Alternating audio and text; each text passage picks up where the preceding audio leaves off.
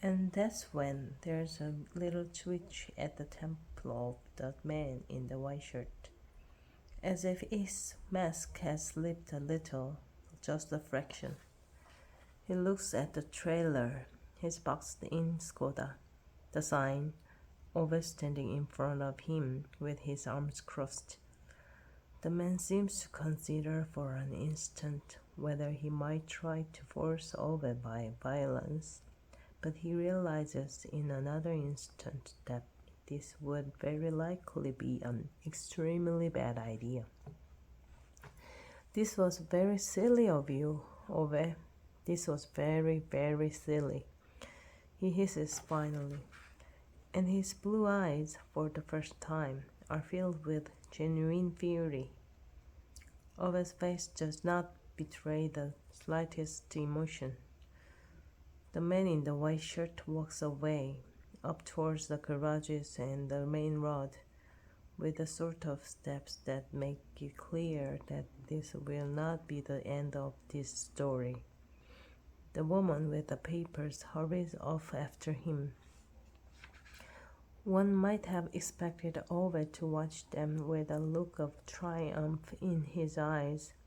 He would probably have expected this himself, in fact. But instead, he just looks sad and tired, as if he hasn't slept in months, as if he hardly has the strength to keep his arms up any longer. He lets his hands glide into his pockets and goes back home. But no sooner has he closed the door than someone starts banging on it again. They are going to take Rune away from Anita, says Pavane urgently, snatching the front door open before Ove has even reached the handle. Pah! Ove snorts tiredly. The resignation in his voice clearly takes both Pavane and Anita, who's standing behind her, by surprise. Maybe it also surprises Ove. He inhales quickly through his nose, looks at Anita. She is grayer and more sunken than ever. Her eyes are red, swollen. They say they'll come and pick him up this week, and that I can't manage to take care of him myself, she says, in a voice so fragile that it hardly manages to get past her lips. We have to do something, cries Pavane, grabbing him. Ove snatches his arm back and avoids her eyes. They won't come to get him for years and years. This'll go to appeal and then it'll go through all the bureaucratic shit, says Ove. He tries to sound more convinced and sure of himself than he actually feels. But he doesn't have the strength to care about how he's coming across. He just wants them to live. You don't know what you're talking about, roars Pavane. You're the one who doesn't know what you're talking about. You've never had anything to do with the county council. You don't know what it's like fighting them. He answers in a monotone voice, his shoulders slumped. But you have to talk, she begins to say in a faltering voice. It's as if all the energy in Ove's body is draining out of him even as he stands there.